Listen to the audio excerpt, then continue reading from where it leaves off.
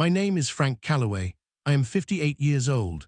I drive a 7-year-old Ford pickup truck that has a dent on the passenger side door that I never got fixed because I genuinely do not care about dents. I have a house on the east side of Columbus, Ohio that I paid off in full 11 years ago. I make my own breakfast every morning. I take my dog Duke out for a walk at 6:15, whether it is raining or not. And I built a company from a folding table in a spare bedroom into one of the most respected mid-size commercial construction firms in the state of Ohio. I did not do it cleanly. I did not do it without mistakes. I did not do it without help, and I am not going to pretend otherwise because I am not that kind of man. But I also did not do it so that a man I trusted for 16 years could sit across a boardroom table on a Tuesday morning and tell me I was past my prime. That actually happened. His name was Dennis Hargrove. He was my business partner, my co-founder, and for a long time the person I would have called my closest friend.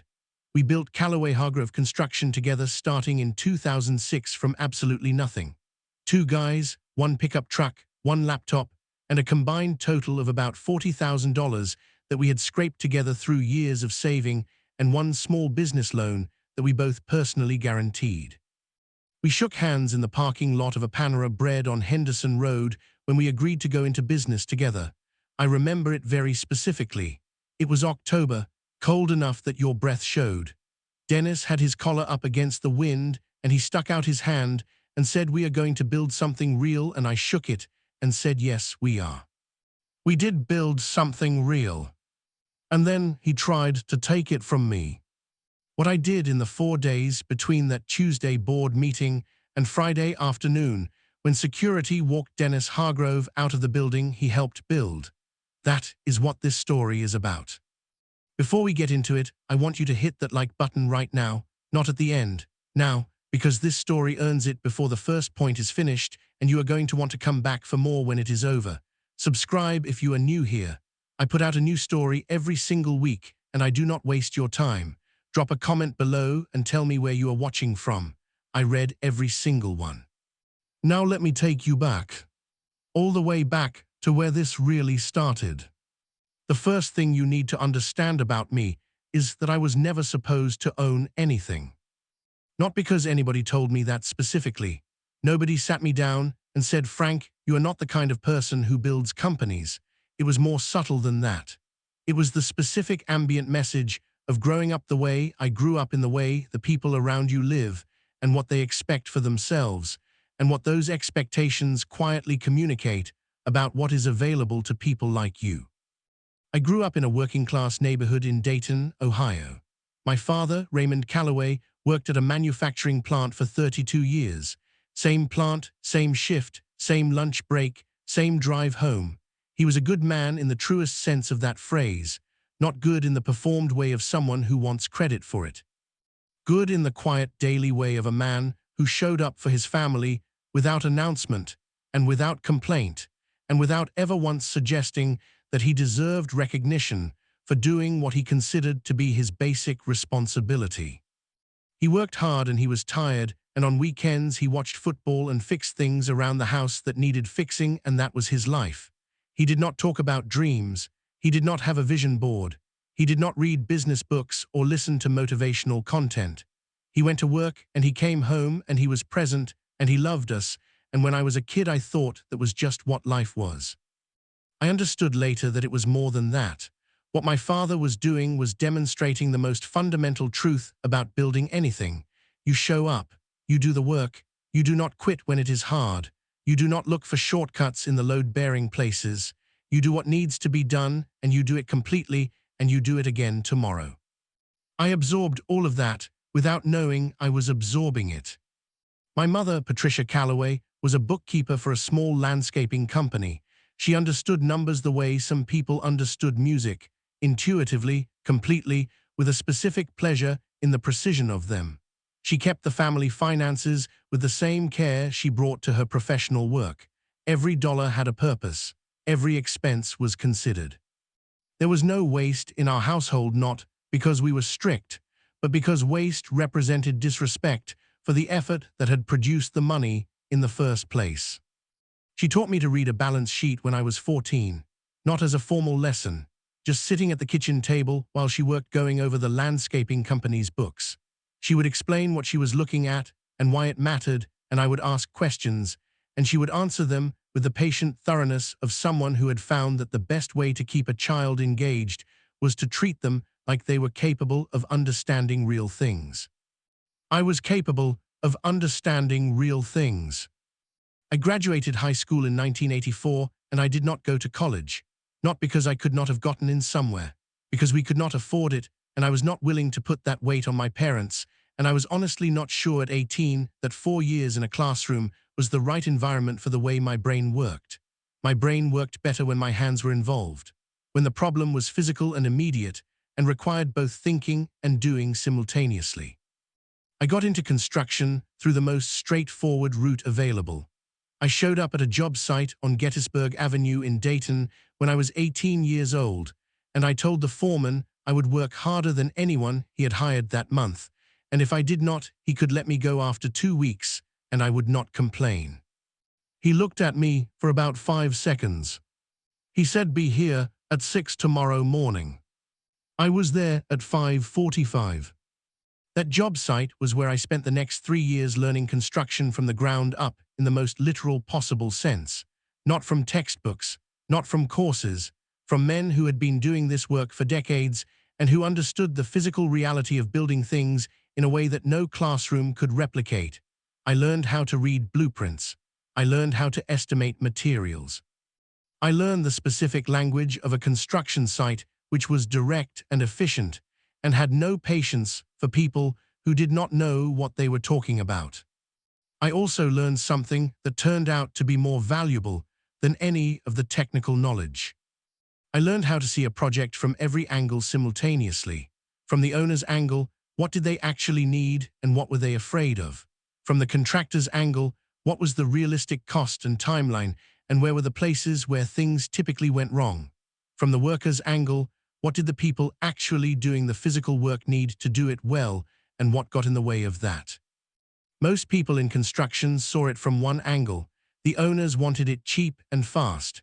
The contractors wanted the margin. The workers wanted to do good work and go home. The gap between those three perspectives was where most construction problems lived and most construction disputes were born. I started naturally bridging those gaps before I fully understood that was what I was doing. The owner would say they wanted something, and I would translate that into what they actually meant. The contractor would give a number, and I would already know before the conversation was over where the number was going to move and why. The workers would flag a problem, and I would have already seen the problem 2 days before because I was paying the specific kind of attention that most people in a hurry did not pay. By the time I was 23, I was a project coordinator. By 27, I was managing my own sites. By 32, I was running a division of a mid-size Columbus construction company called Meridian Build Group, and I was responsible for a team of 64 people and a portfolio of projects that totaled about $18 million in active contracts. I was good at it. I was not flashy about being good at it. I did not walk around the sites like a man who wanted you to know he was important. I walked around the sites like a man who needed to know exactly what was happening in every corner of every project, because if something went wrong, the responsibility was his, and he was not interested in being surprised. The people who worked for me knew the difference between someone performing authority and someone actually having it. You cannot fake it on a construction site. The site does not care about your title. The site cares about whether you know what you are looking at and whether your decisions are sound.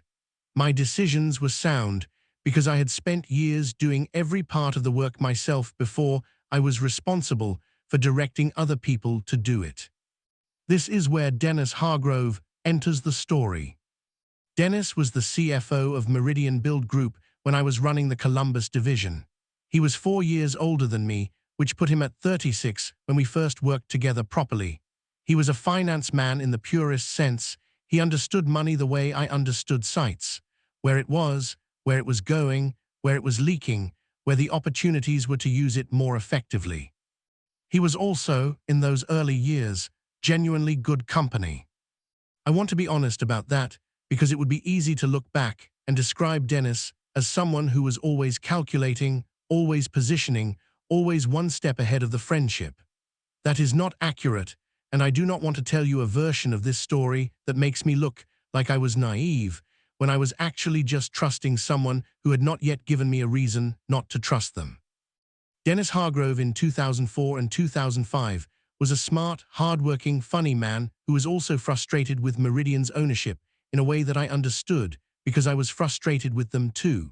The company was owned by brothers who had inherited it from their father and who managed it with the specific combination of entitlement and caution that often characterized second-generation owners. They did not want to grow. They did not want to take risks. They wanted the company to produce comfortable returns, and they wanted to be involved in every decision above a certain dollar threshold, which meant that any opportunity requiring speed and confidence and decisive action was almost certainly going to be missed. Dennis and I had lunch together about once a week. We talked about the company and about what we would do differently and about what we thought was possible if the ownership structure were different. Those lunches became the place where the idea for Callaway Hargrove Construction was born, not dramatically, not in one single eureka conversation. Gradually, over months, as two men who were good at different things realized that together they could do something that neither of them could do alone. I had the operational knowledge. I knew construction. I knew sites and teams and projects and the specific practical reality of building things correctly on time and within budget. Dennis had the financial knowledge. He knew money. He knew how to structure deals, how to manage cash flow in an industry where cash flow was the single most common reason that competent construction companies failed, how to read a balance sheet and see not just where you were, but where you were going. We were genuinely complementary. That is the most painful part of this story, and I need you to understand it before we go further. This was not a situation where I was foolish enough to go into business with someone I barely knew or someone who had given me obvious warning signs. This was a 16-year partnership that was built on real shared work and real mutual respect and real results. What changed was the company getting large enough that the question of who controlled it became worth fighting about. And Dennis decided he wanted to win that fight quietly before I realized we were having it. He almost succeeded. In October of 2022, we had a revenue run rate of just under $60 million. We had 112 full-time employees.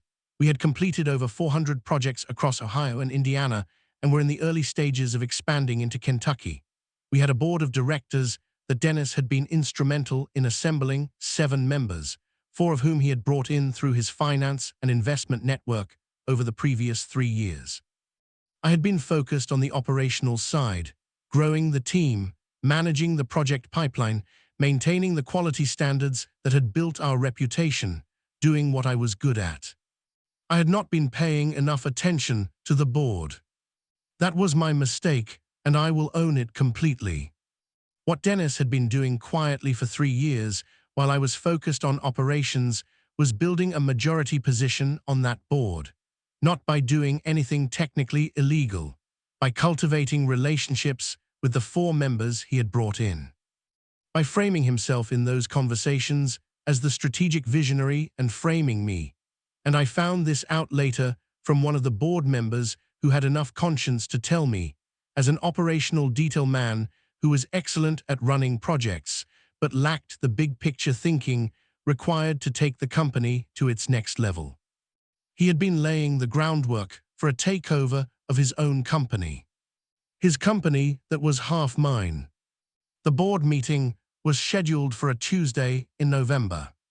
I showed up thinking it was a routine quarterly review. I was wrong about that in a way that I am going to describe in the next point in full detail, because you need to feel exactly what that room was like, and exactly what Dennis said, and exactly what happened in my body and my mind in the 60 seconds after he said it. Because what happened in those 60 seconds is what made everything else possible. Here is something nobody tells you about the moment someone betrays you. It does not feel the way you expect it to feel. You expect rage. You expect the specific hot surge of anger that movies have trained you to associate with the moment of revelation. The flipped table, the raised voice, the dramatic confrontation where the wronged party says everything they should say and the guilty party crumbles under the weight of it. That is not what happened to me. What happened to me was something much quieter and in some ways much more dangerous. I felt cold. Not emotionally cold in the theatrical sense, physically cold, like someone had opened a window in my chest and November air was moving through it. My hands on the boardroom table were completely still. My face did not change. My breathing did not change. And somewhere underneath the cold, a very specific part of my brain, the part that had been reading construction sites for 30 years, the part that saw everything, the part that understood how things were actually structured underneath the surface, that part switched on like a light. And it started working. Let me take you into that room. The Callaway Hargrove construction boardroom was on the 4th floor of our headquarters building on Grandview Avenue in Columbus. It was a room I had been in hundreds of times. Long table, 8 chairs, a whiteboard on the south wall, windows on the east side that looked out over the parking structure, and beyond that the kind of ordinary Columbus commercial skyline that I had looked at so many times, it had become invisible. It was not invisible that Tuesday morning. I remember exactly what it looked like. The specific flat grey November light coming through those east windows. The coffee that somebody had made that was slightly too strong.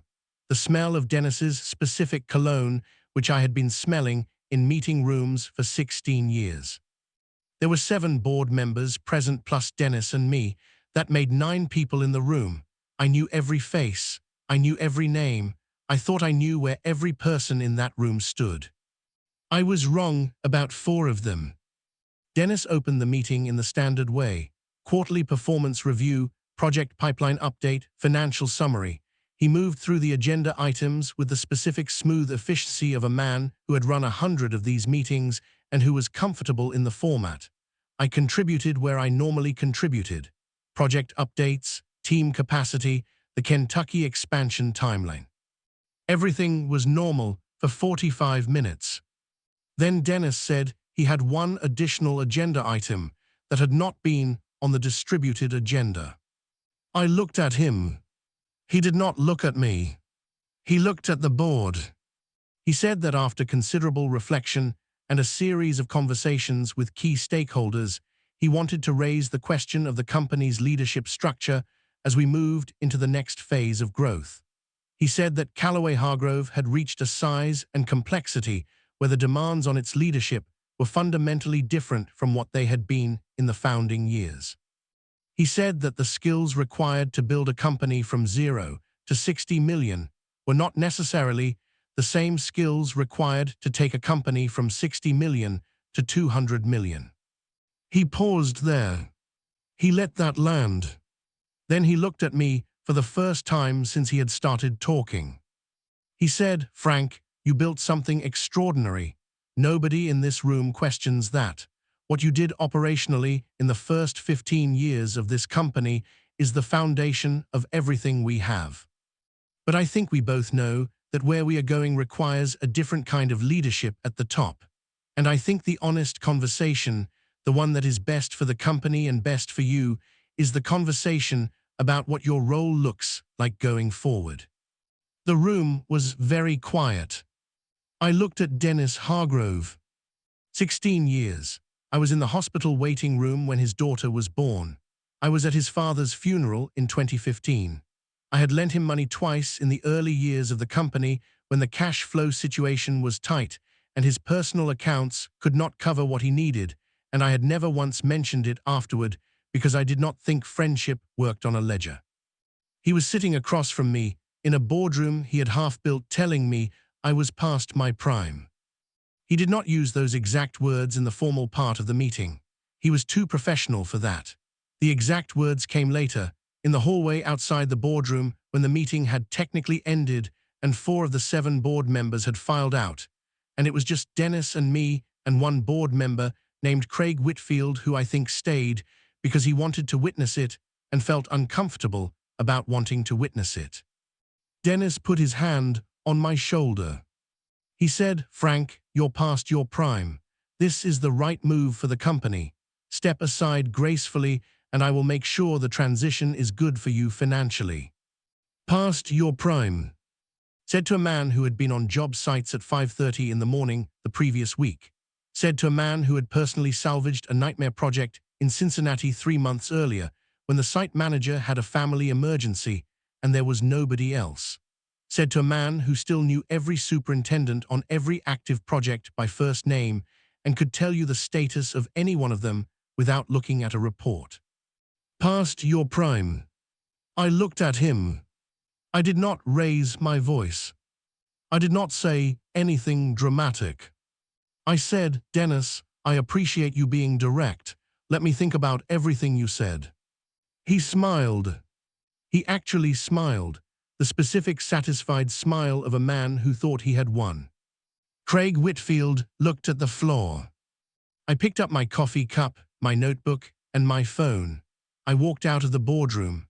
I walked down 4 flights of stairs instead of taking the elevator because I needed 30 seconds of movement to let the cold in my chest settle into something I could work with.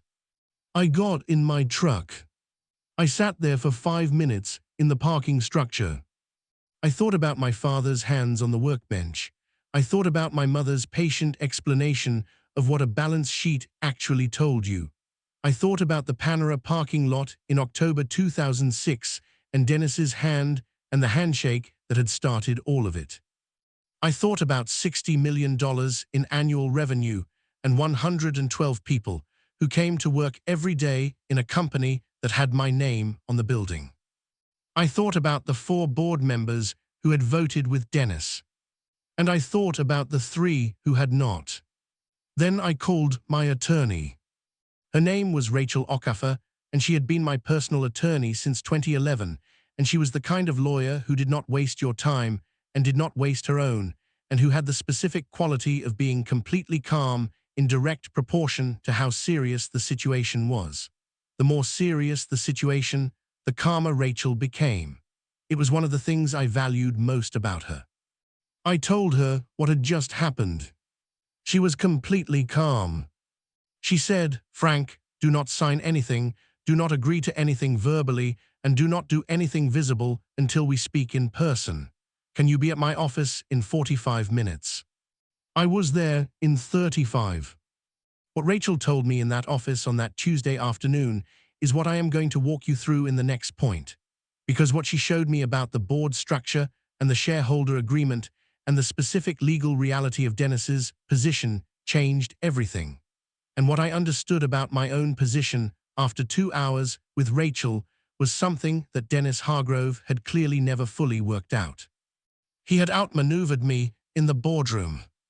He had not outmaneuvered me on paper. And paper was where this was going to be decided. Hit that like button if you are still with me, because we are just getting started. The next part is where I stopped being surprised and started being precise. And precise is where I have always done my best work.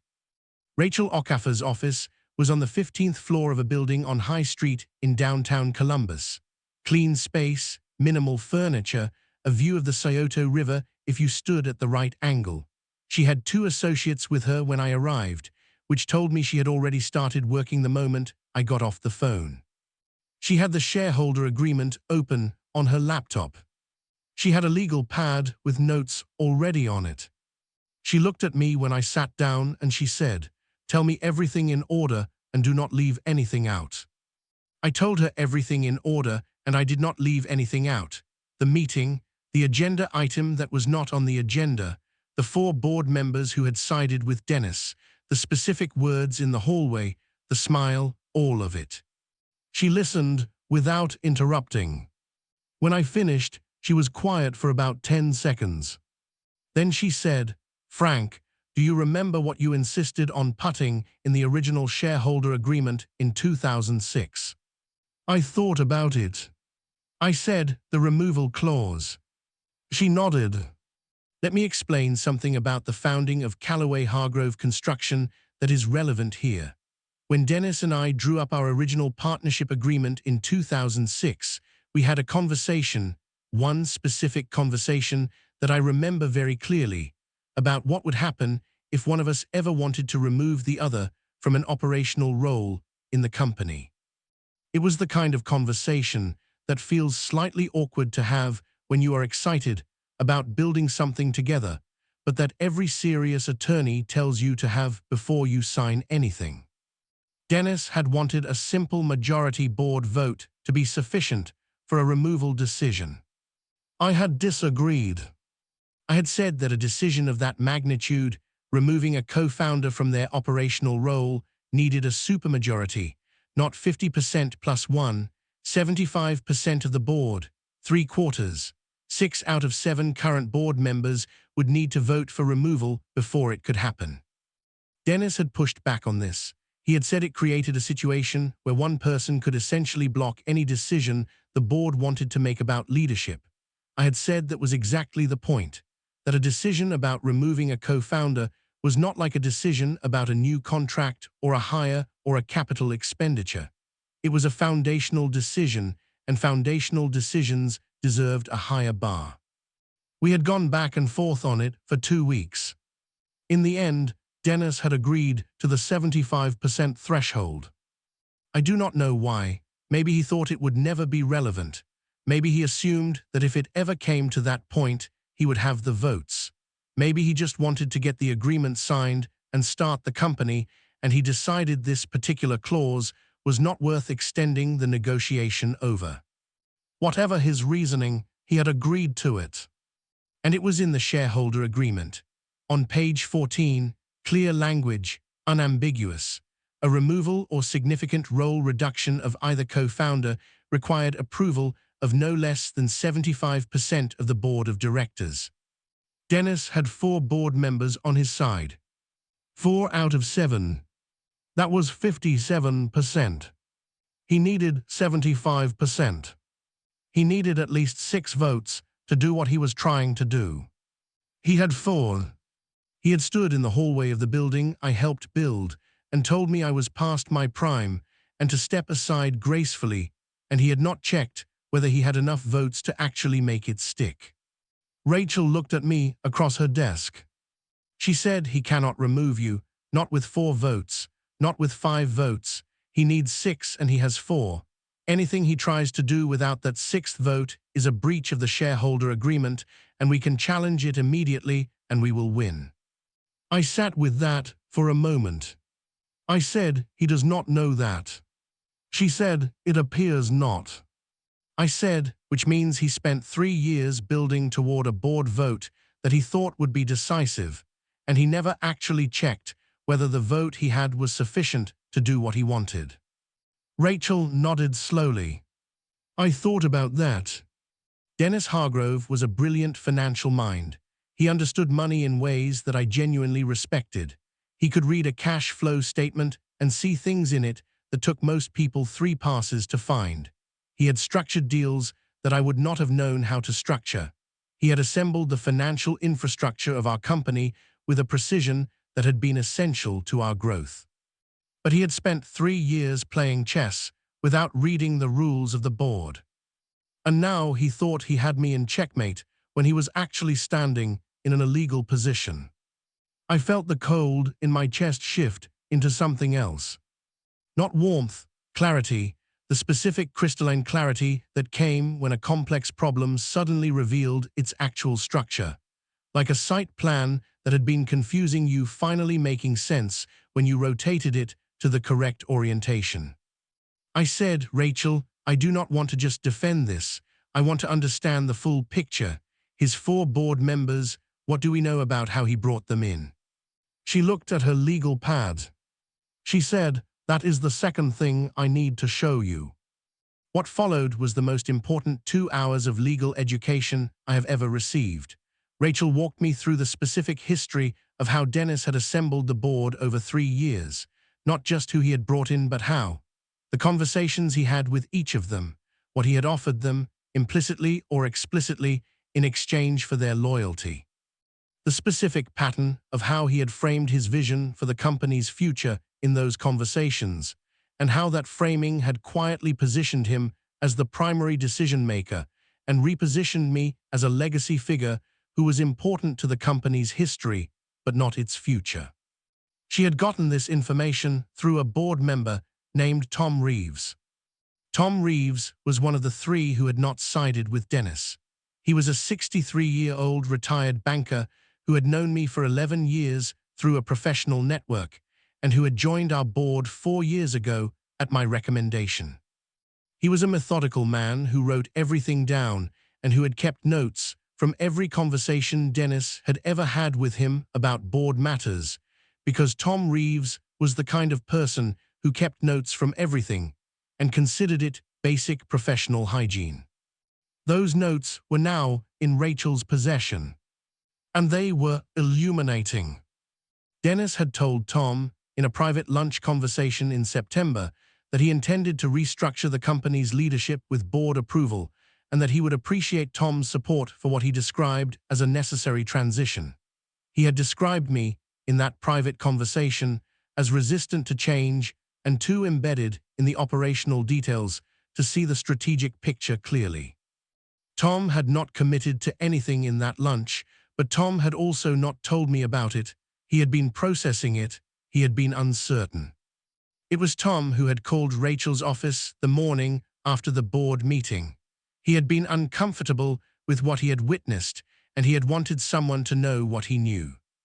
Tom Reeves was about to become the most important person in this story.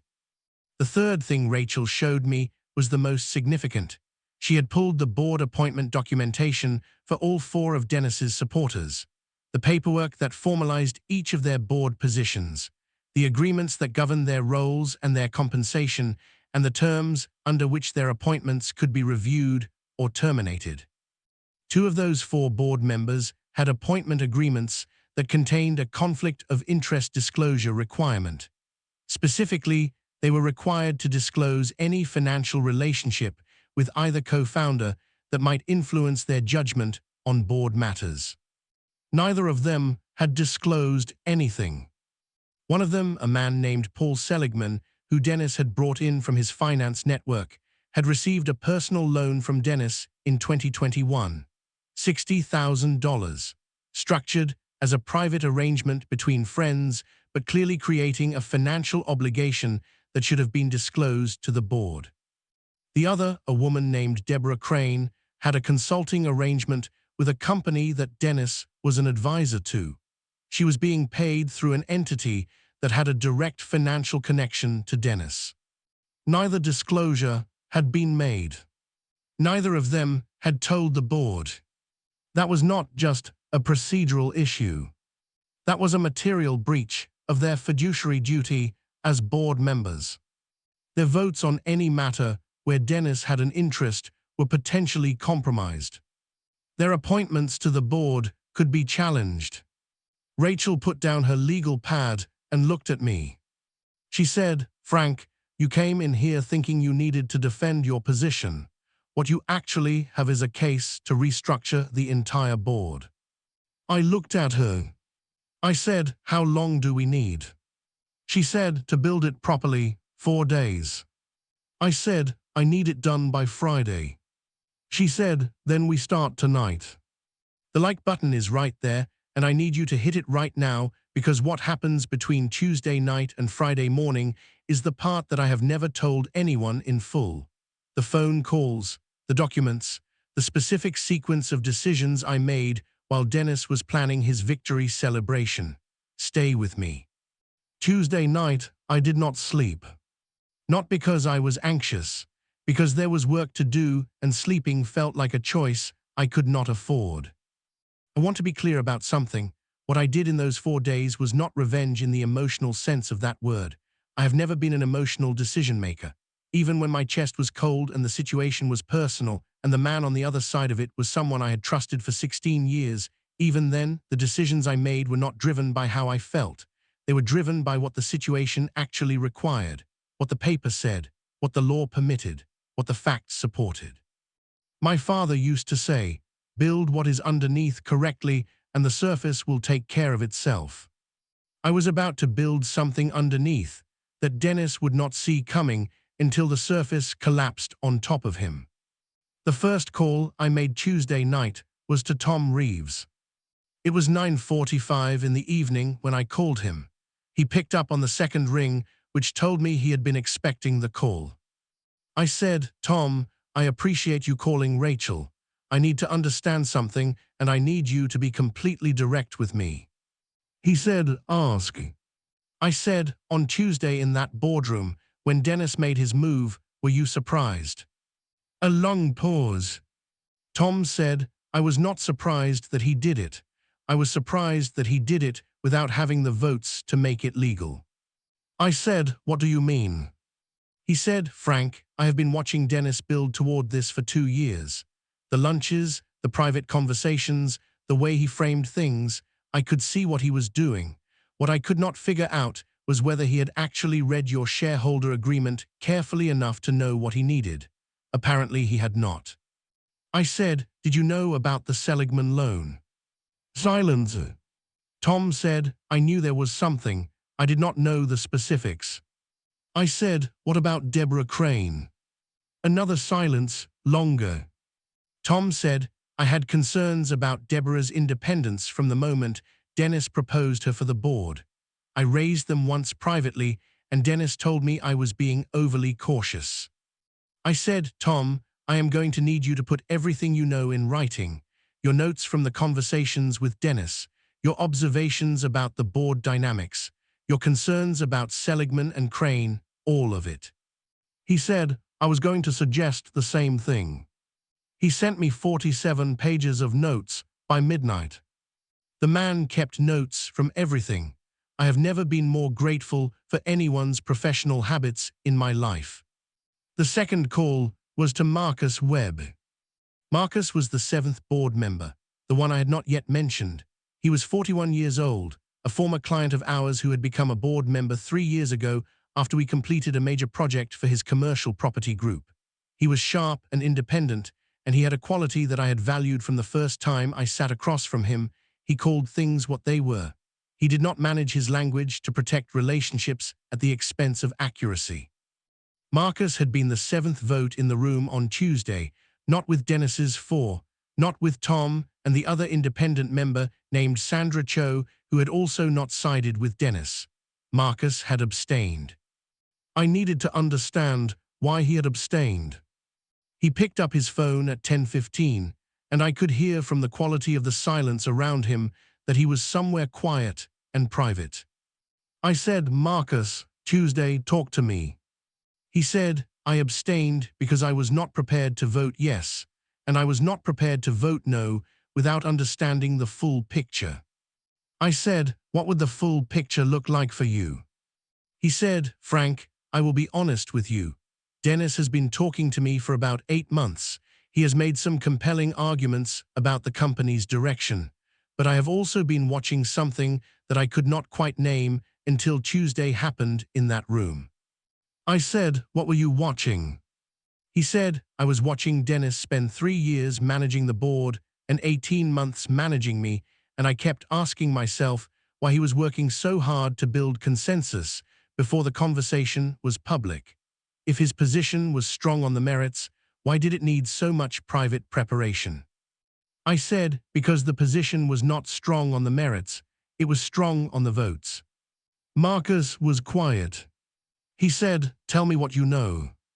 I told him about the shareholder agreement clause, the 75% threshold, the 4 votes that Dennis actually had versus the 6 he needed. I told him about Seligman and Crane and the undisclosed financial arrangements. Marcus was quiet for a long time when I finished. Then he said, "Frank, are you telling me that the whole thing was legally insufficient to begin with?" I said, "I am telling you that Rachel Okafor is going to have a comprehensive legal analysis ready by Thursday morning, and that I think you should read it before you decide how you want to be positioned for what happens next." He said, "Send me what you have so far." I sent him Rachel's preliminary assessment at 11:30 that night. He called back at 1 in the morning. He said, "I am not abstaining anymore." Wednesday was the day I did the operational work. While Rachel was building the legal case and Tom was formalizing his notes and Marcus was processing what he had read, I was doing what I had always done. I was walking the sites. Not metaphorically, literally, I drove to 3 active project sites on Wednesday morning: Henderson Road Mixed-Use Development, the Westerville Medical Facility Expansion, the Delaware County Logistics Warehouse we had broken ground on 6 weeks earlier. I walked every one of them. I talked to the superintendents. I talked to the crew leaders. I looked at the work and I asked the questions that I always asked.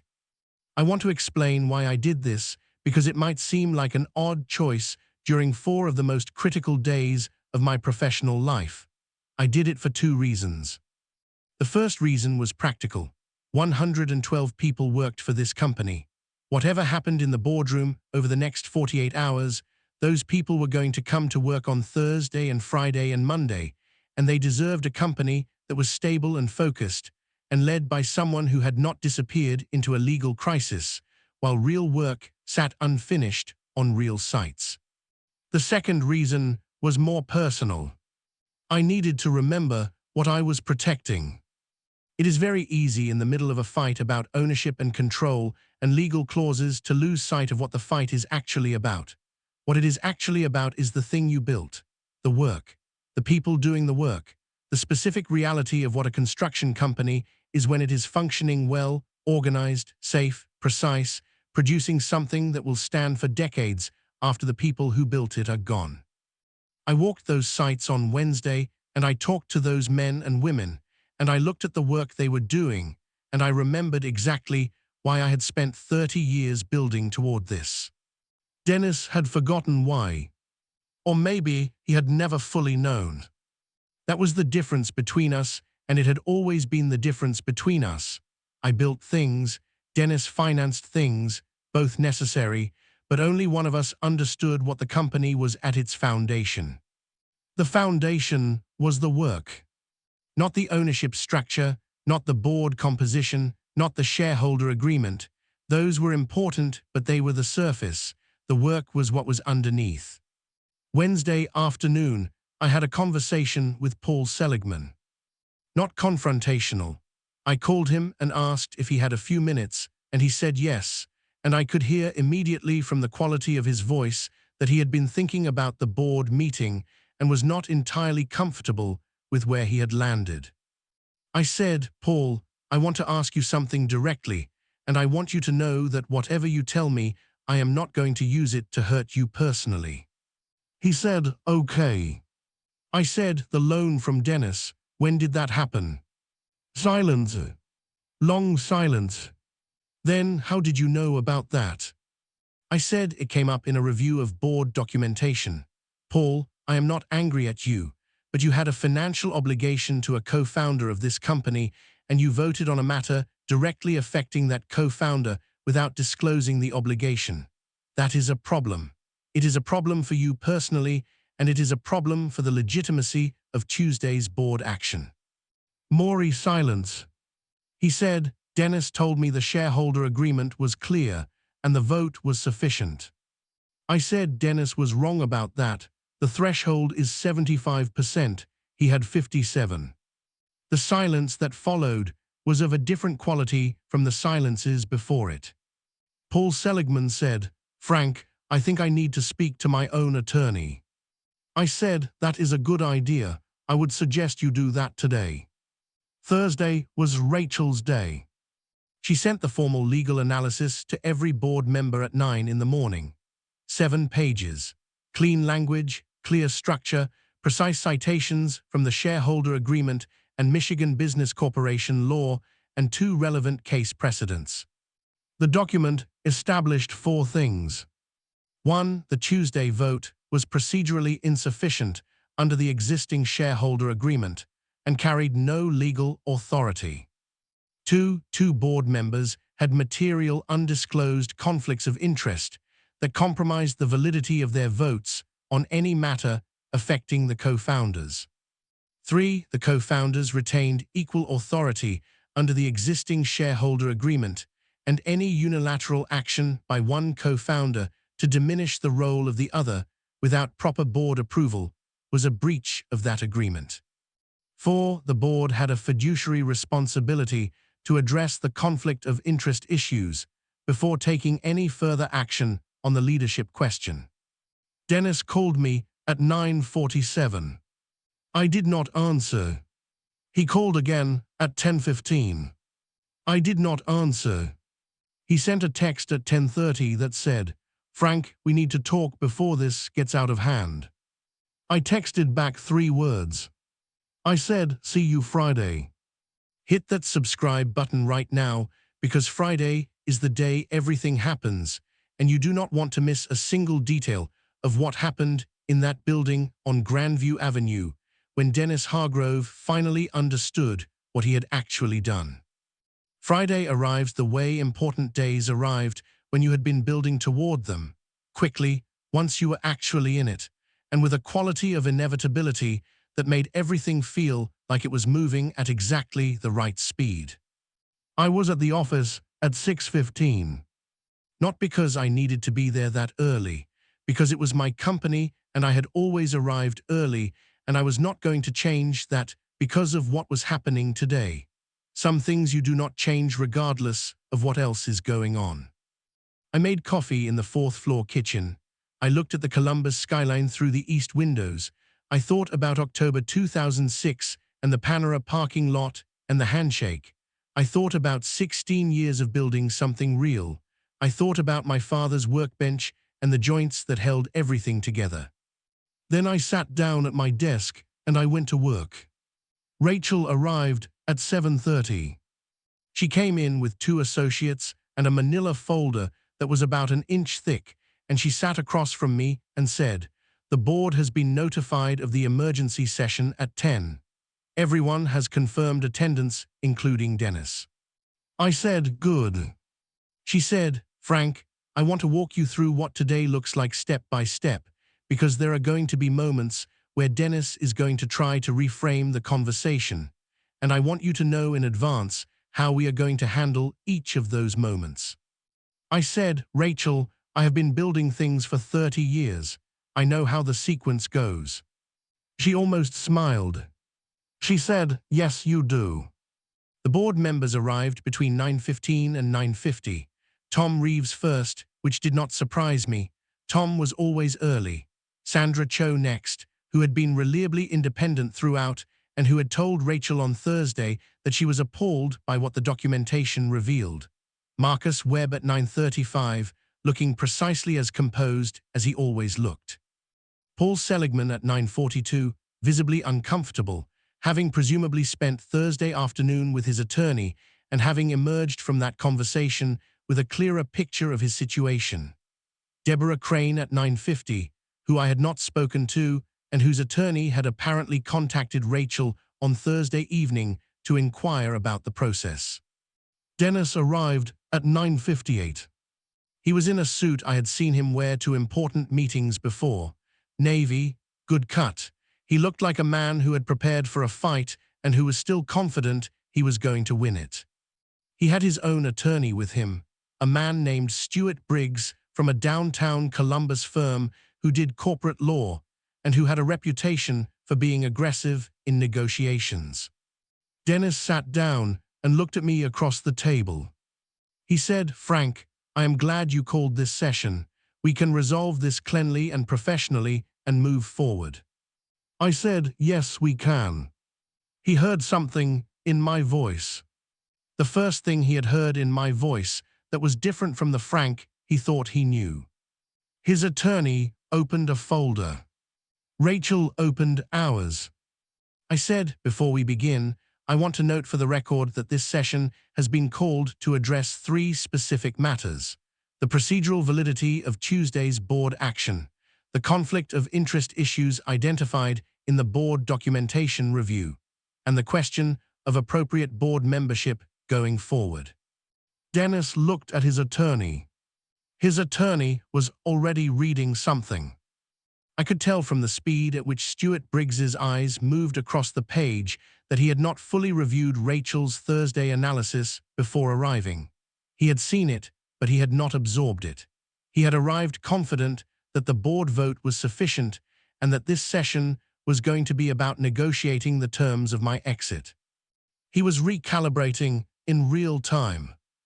Rachel presented the analysis. She did it the way she did everything, calmly, precisely, without drama or rhetorical flourish. She cited the shareholder agreement language. She cited the vote count. She cited the 75% threshold. She presented the conflict of interest documentation relating to Seligman and Crane. She laid it out the way you laid out a site plan, every element in its correct position, every measurement accurate, every load-bearing element clearly identified. The room was quiet in a specific way while she talked. It was the quiet of people doing rapid recalculation. Dennis interrupted twice. Rachel answered both interruptions with document citations, specific page numbers, specific clause numbers, specific language from the agreement he had signed in 2006. After the second interruption, Dennis stopped interrupting. His attorney leaned over and said something to him in a low voice. Dennis looked at the table. I watched him do the math. I watched the specific moment when a man who had spent 3 years building toward a position understood that the position was not what he thought it was. It was not dramatic. It was not the Hollywood version of the villain understanding they have lost. It was quieter than that. A stillness, a subtle shift in posture, the specific physical language of a man whose confidence has left the room. Tom Reeves spoke next. He presented his notes, not all 47 pages, the relevant sections, the private conversations, the way Dennis had framed the leadership transition in those conversations, the specific language Dennis had used to position himself as the strategic visionary and me as the legacy detail man. Dennis's color changed while Tom spoke. Not dramatically, gradually, the specific color change of a man who had conducted those conversations in the assumption that they were private and who was now hearing them read into the formal record of a board session. Paul Seligman formally acknowledged the undisclosed loan. His attorney had prepared a statement. It was brief and factual, and Seligman read it without looking up from the paper. The acknowledgement of an obligation that should have been disclosed. The recognition that his vote on Tuesday was therefore compromised. The formal request that his Tuesday vote be removed from the record. Deborah Crane's situation was handled through her attorney, who attended via phone. Similar acknowledgement, similar outcome. Dennis's attorney asked for a recess at 11:15. Rachel said, "We can take 15 minutes." In the hallway, Dennis came to find me. I want to tell you what he said because it matters. He did not apologize, not initially. He said, "Frank, I was trying to protect the company. I genuinely believe the company needs different leadership for the next phase, and I genuinely believe I am the right person to provide it." I looked at him. I said, "Dennis, you had that conversation with me directly any time in the last 3 years, and I would have listened. You came to my office, sat down, told me what you thought the company needed and what you thought your role should be. I would have listened to that. We could have had that conversation." He said, "You would have said no." I said, "Maybe, but you would have had the conversation, and whatever happened after it would have been legitimate. What you did instead was spend 3 years building a board position behind my back and then walk into a room and tell me I was past my prime in front of people I have worked with for a decade." He looked at the floor. I said, "Dennis, the company does not need different leadership. It needs the leadership it has. What it does not need is a co-founder who spent 3 years managing the board instead of managing the business." He said nothing. I said, "I am going to give you something right now, and I want you to understand that I am doing it because we built something real together and because 16 years of real partnership deserves honesty at the end of it. After today, you are going to leave this company, not because I am forcing you out in the way you tried to force me out. Because the conflict of interest documentation and the shareholder agreement breach mean that your position here is no longer tenable, and your attorney is going to tell you the same thing this afternoon." He looked at me. I said I will honor the buyout terms in our shareholder agreement. Full valuation, fair process, no games. You will get what you are owed for what you built here. But you are going to leave on those terms and not on the terms you planned on Tuesday morning. He said, and if I fight it? I said, Dennis, you do not have the votes, and you do not have the legal position, and you do not have the board members you thought you had. What you have is a choice between a clean exit with fair terms and a legal process that is going to be expensive and public and that you are going to lose. The recess ended. We went back into the boardroom. The board formally nullified Tuesday's action. Unanimous. Even Seligman and Crane voted for nullification of their own votes, which was the specific outcome of their attorneys explaining the alternative. Dennis and his attorney requested time to review the buyout provisions. Rachel said, of course, we will schedule a formal valuation process beginning next week. The session ended at 12:40. Dennis walked out ahead of me, his attorney beside him. I watched him walk down the hallway toward the elevator. I watched him push the button. I watched him wait. He did not look back. I did not expect him to. HR went to his office at 3 in the afternoon. Not dramatically, not with security guards and a public walk of shame. Privately, professionally, with a cardboard box and a 30-day transition protocol and every courtesy that 16 years of partnership had earned him. By 4:15, his desk was clear. By 4:30, his access credentials had been deactivated. By 5 o'clock, I was sitting in his chair, my chair, the chair in the office he had occupied for 8 years in a building that had my name on it, and I was looking at the Columbus skyline through the windows and thinking about what came next. Not about Dennis, about the company, about the 112 people who were going to come to work on Monday morning and who deserved to know that the foundation was solid, that what was underneath was built correctly, that the surface they were building on was going to hold. I called the senior superintendent on the Henderson Road project. I said, Kevin, I am going to be on site Monday morning at 6:30. I want to look at the framing progress on the east wing. He said, see you then, Frank. I put the phone down. I made myself a coffee. I watched the city go about its Friday. There is something my father said to me once that I have been thinking about for the past few weeks.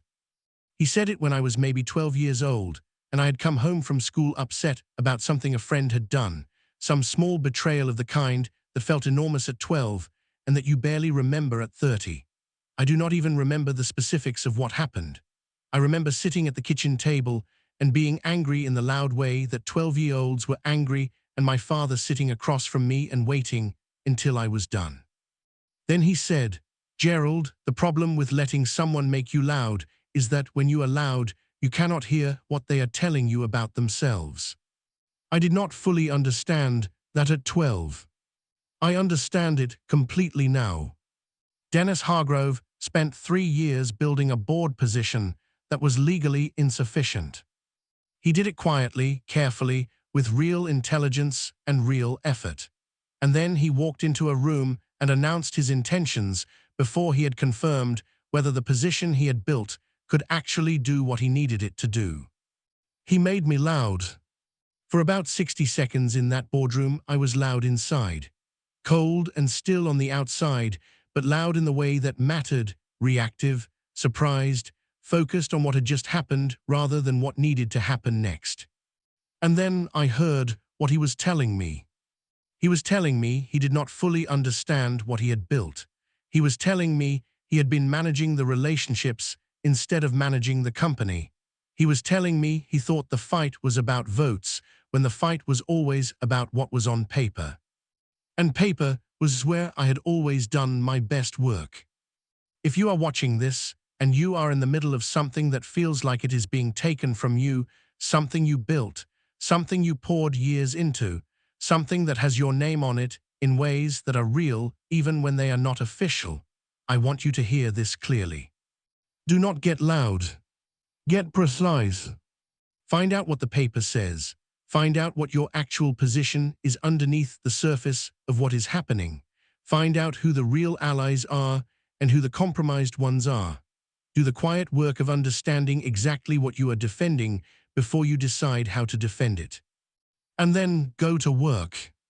That is what I did. That is what I have always done. I showed up at 5:30 in the morning and I looked at the site and I did the work and I built what needed to be built and I built it correctly and I built it to last. Dennis is gone. The company is not. Callaway Construction, just Callaway now, which feels right, is on a revenue run rate that is going to exceed 70 million this year. We have 121 employees. We broke ground on our first Kentucky project 8 weeks ago. I was on that site the morning we started. I watched the first equipment move the first dirt, and I thought about a folding table in a spare bedroom in 2006 and a handshake in a Panera parking lot and everything that came after. I thought about what my father built with his hands and what my mother understood with her numbers and what happens when you put those two things together and refuse to stop. I thought, we are still here. If this story did something for you, if any part of it stayed with you, hit that like button right now. It is the single easiest way to tell me this was worth your time and it helps more people find these stories. Subscribe if you are not already here. I put out something new every week and I do not make you wait for the good part. Drop a comment below. Tell me where you are watching from. Tell me if you have been in a room like that boardroom. Tell me what you did when the moment came. I read every comment, every single one.